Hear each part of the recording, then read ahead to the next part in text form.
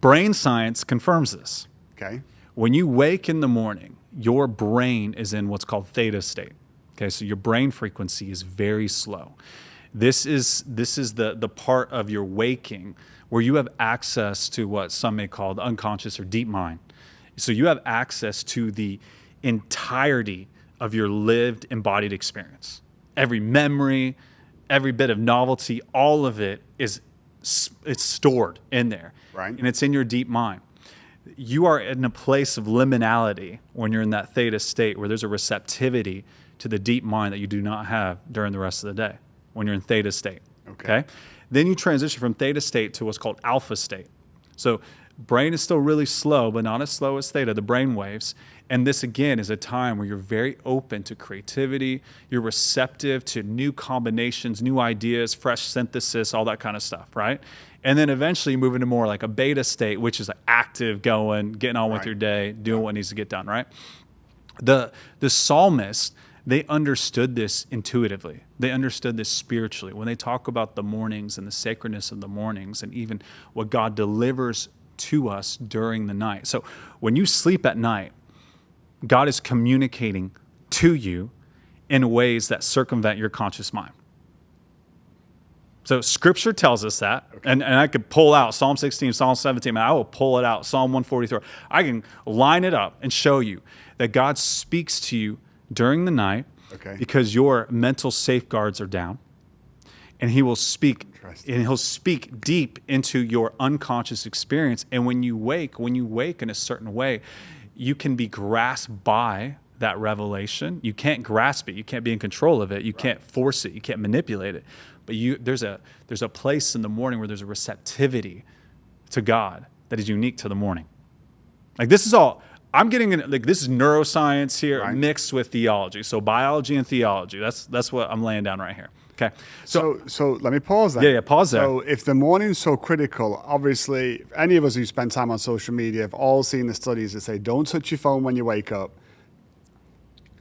You know that's where we're going. Right? Yep. Right? So this is incredibly important. Important. More so than just a habit issue. It's actually a fundamental spiritual issue. It's a neurological issue. Well, spiritual issue. Because if we get our minds going too quick, we're robbing ourselves of the opportunity to hear or understand of what God's trying to drop into our subconscious, I think is what you're saying. 100%. That's what I'm saying.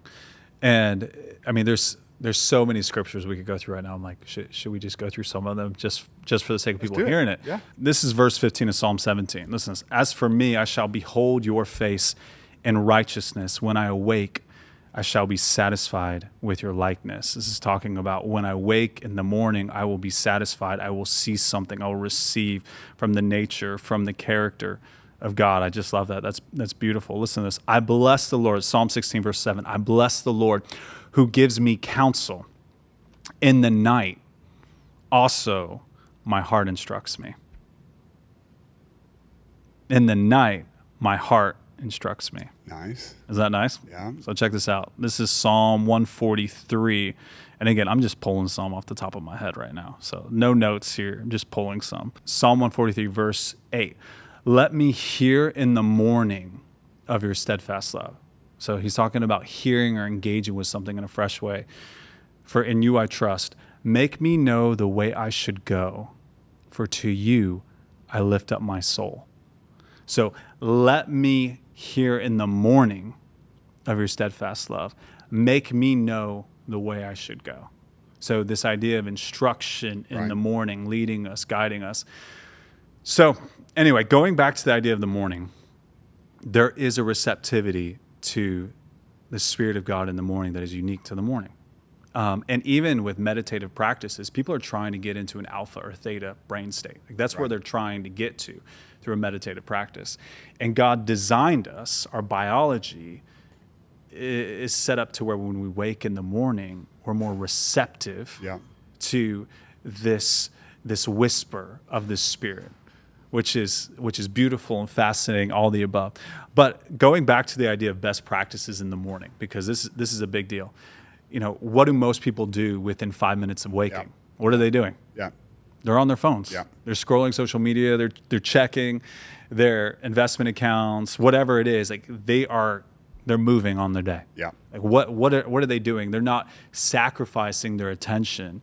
They're immediately moving into this place of like Lord, if you will, over their lives. They are moving to this place of control. Your phone is essentially an ontological extension of yourself. Like the way we function with our phone, like when I have my phone, I am in control, if you will, of so many things within my world.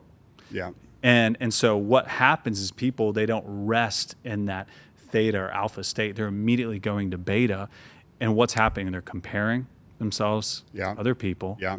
They're starting to believe the lie that they're only worth their success. Yeah. They're not engaging with fresh inspiration or ideas because they're actually just comparing and contrasting, and they're measuring their life against other people or against their expectations for that day rather than sacrificing attention, which is the currency of our day, if you really think about it, and giving that attention to God and receiving from whatever God has for them in that day and for that day.